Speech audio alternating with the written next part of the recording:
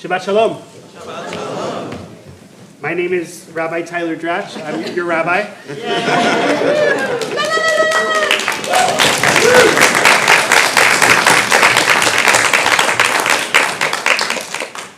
Let's learn Torah. Why do toddlers hit their siblings? So my daughters are very often my teachers of Torah these days. And this week's Parsha deals with something that they unfortunately know a little too much about: hitting. When Mira, my little one, was just a few months old, my older daughter Sadie would regularly go up to her, seemingly at random times, and just hit her. Mira would cry. We parents would come running to intervene, to try to understand what was going on. Occasionally, we'd see that maybe Mira took a toy from Sadie or did something else that made her upset. But this was actually really rare. More often, the hitting seemed to have nothing to do with Mira. Sadie just got overexcited playing with her sister, or was looking for more attention from her distracted parents, or she was simply just tired or sad, and she decided that this was the way to just let it all out. Over time, Emily and I, we started to notice something, that when a toddler hits, they're usually trying to express a feeling that's too big for them to manage. The job of the grown-up, it's not only to stop the hitting, but to understand the feeling underneath it. Parents need to understand and pay attention to the emotion underneath the aggression. It's not only children that hit. This week's Parsha is about a most famous strike: Moses hitting the rock with his staff to get water for Bnei Israel. In Parshat Chukat, we're told that Miriam dies in the wilderness of Zin. And in the immediate following verse, we learn that the Israelite community finds themselves without water. The placement of these two verses back to back leads the sages to understand that the Israelites had access to water all of this time in the desert only because the merit of Miriam. Put another way, when Miriam was alive, she sustained the community. Miriam had sustained her people for years, through protection, through joy, and through moral courage. She sustained Moses when she watched him float down the river. The Nile River as a baby, she looked on from afar, making sure that he would be safe on his first journey. She sustained the people with her joy and her optimism when she led the community in song and in dance after they crossed the Sea of Reeds and found themselves on the other shore. She sustained the people perhaps provocatively when she stood up to Moses and challenged his leadership style. She was punished for this, but notably the community that she advocated for, they waited until they moved on to make sure that she was included.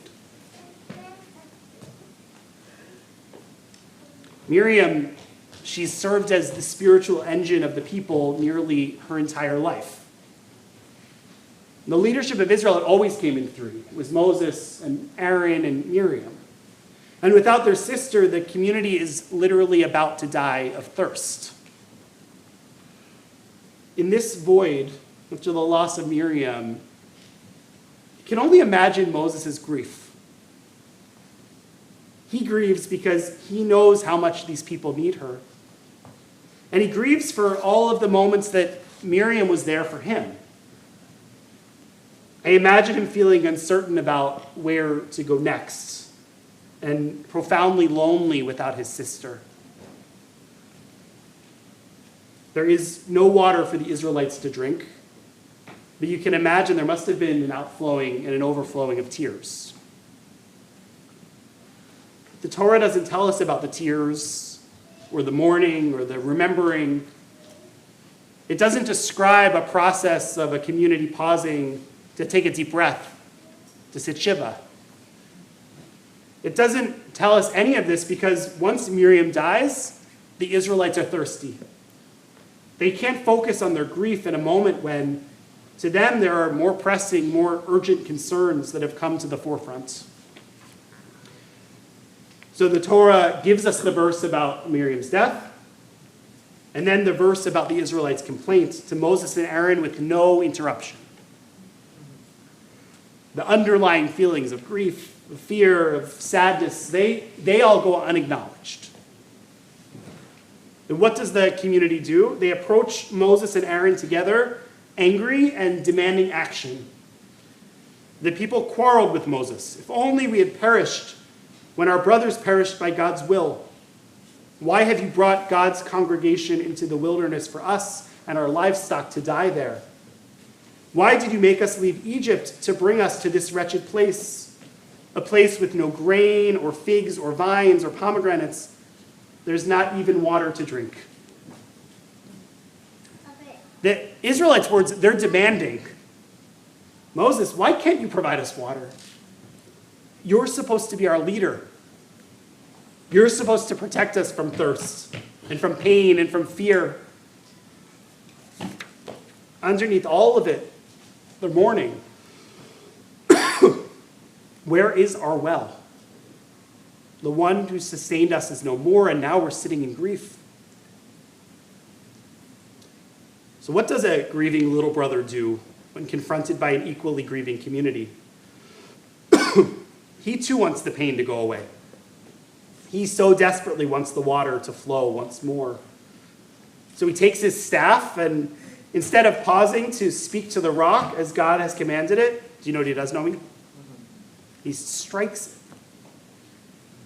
He wants to fix the feelings of grief as quickly as possible. He wants to see his sister again. He wants the water to flow once more. A medieval commentator, Rabbeinu Bachya, imagines something remarkable about the well of Miriam. He notes that and suggests that the very rock that Moses strikes to get water for the community is in fact, the same closed-off well of Miriam. And when I imagine Moses striking the rock asking for water now, I think of him striking the very place where he once most felt his sister's presence. The water no longer flows, and he so desperately needs it to, both for his people and also for himself. And we know how the story ends. The impulse to hit the rock, even with all the pain that comes behind it, becomes the reason why Moses will not be allowed to lead the Israelites into their promised land. Perhaps in God asking Moses to speak to the rock, God is coaching him to mourn. Yes, the water won't return right away, but to be a leader, you need to be able to name the feeling behind the feeling. You need to see these angry people circling around you and Aaron, and instead of only seeing their anger, you need to see their fear and you need to see their pain. You need to care for each other, and you need to remember. And you need to speak to the rock, hoping that the water will once again slowly trickle down its side. God sees the unmet need. God, as parent here, says, don't hit, talk. And like toddlers, the Israelites are so consumed by their overwhelming feelings that they just cannot see another way. And Moses is trapped too in that same feeling. So God punishes Moses, not out of anger. We've seen God be angry in the Torah, and this is not exactly that. This is a lesson. It's a reminder to future generations that their success as a community, it will only depend on their ability to see through the first emotion, to look deeper and deeper, and then deeper once more, and to respond to what they find there. It's not only toddlers who struggle to manage overwhelming emotions. This is lifelong work.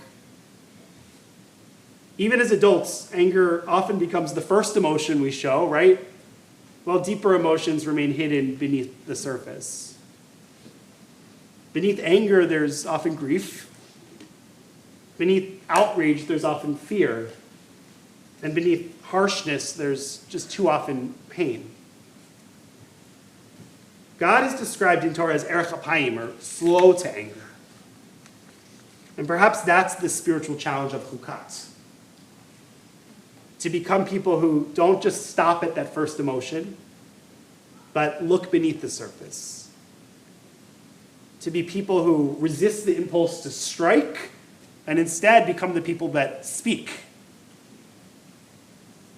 And the good news is that we're not helpless in these moments. We have all of the tools we need to do this, hard as it may be. In these moments, we breathe, we daven, we take a walk with a friend or journal or write poetry about it. I've gotten very, very good about writing really, really angry emails and then hitting delete right before they get sent. Perhaps it would help to find a small stone, a rock, and to put it next to your computer on your nightstand.